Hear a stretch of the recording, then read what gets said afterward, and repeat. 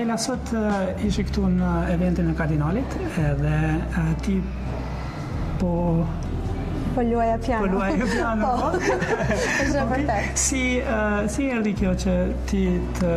Si erdhi që po luaja piano? Po, na tregoj. Atëherë unë në përgjithësi luaj piano këtu te kisha, sepse personi që e krijovi këtë, Father Gary, ka qenë personi që më ka pagzuar në Korç. Këtu është shumë vite më përpara, nuk du ta them tani. Dhe kështu ndodhi që nga Korça unë u shpërngula jam duke jetuar në Londër dhe Father Gary ishte këtu. Dhe unë gjithmonë kam ardhur, kështu që kur erdhi Kardinali ishte thjesht vizita tjetër e radhës, si mund të thuash, bashkë se shumë e veçantë, por unë isha e stabilizuar këtu tashmë. Shumë bukur.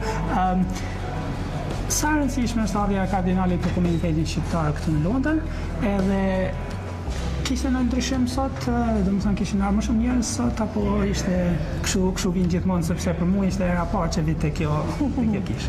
Atëherë, shumë e rëndësishme, jo pak, por shumë e rëndësishme, jo vetëm për katolicizmin, jo vetëm për besimin, por thjesht për faktin se jemi shqiptar, thjesht për faktin se shpesh krijon imazhe negative. Ne si të rritur që e dim historinë, nëse dikush më hedh mua një koment negativ, unë di se si të përgjigjem, por për fëmijët që janë të vegjël që akoma nuk e kanë mësuar historinë, kanë nevojë për një krah si thosh, për ku të mbështeten dhe të thonë prit se ne jemi edhe këta, kemi dhe këtë. Dhe të kesh një person, edhe sikur mos jesh fare katolik, të kesh një person që ka kaq shumë forcë, ka kaq shumë bindje në besimin e tij, sa që i futet burgut për vite jashtë, njerëzit imagjino çfarë bën për Nelson Mandelën, ne ja ku e kemi. Dhe që vazhdon, e vërtet apo jo? Dhe që ai vazhdon akoma mbas kaq vitesh ndron këmbë të veta, unë në këtë moshë po ndihem pak e lodhur, ndërkohë që ai s'ka mbaruar punë, po vazhdon akoma, është frymëzim.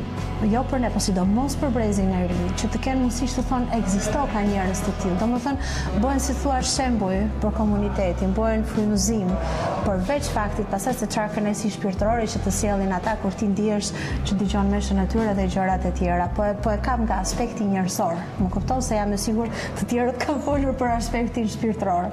Absolutisht, një nga kolegët tu këtu na tha që kishte bërë 80 orë drive-in. Edhe ajo është 80 e sa vjeç, unbelievable. Është, por ne shqiptarët ne thjesht duam një gjë që na bashkon. Ne duam një arsye dhe pastaj mblidhemi të gjithë bashkë. Edhe kisha ishte plot dhe ishte vërtet kënaqësi që ishte plot, dhe ishte fantastike ta kishim kështu gjithmonë. Edhe kur kemi një diçka që na bashkon, siç është kjo, ne ja e vërtetuam që mblidhemi. Po, absolutisht. Edhe një mesazh shkurtër për komunitetin shqiptar këtu në Londër edhe mbar Shqipërisë. Mesazh, mendoj që duhet të vazhdojmë të kemi atë frymën, energjinë pozitive. Një nga këngët që unë kisha kompozuar ishte bazuar mbi një poemë të Nën Teresës dhe poema pak a shumë thotë që pa çka se çfarë mendojnë njerëzit, pa çka se ju shajnë, pa çka se ju qortoj, pa çka se mund të kenë xhelozi, ti mos e ndalo veten, ti kap suksesin, ti jesh i lumtur, ti jesh i suksesshëm, domethënë boj atë që ke në dorë për të bërë. Kështu që mesazhi im ky do ishte, me fjalë të bëhemi çfarë na ka dhënë dhura Zoti, ti shfrytëzojmë, jo të ndrydhemi. Më kupton, thjesht jemi më e mira që kemi mundësi për të bërë me veten tonë, dhe duke bërë atë gjë, pastaj njësoj si Kardinali, ju japim shembuj të tjerëve, që të marrin edhe ata pastaj kurajo që të bëjnë dhe ata atë që kanë mundësi. Kështu që të jemi këta që jemi. Sa shumë e bukur. Cili është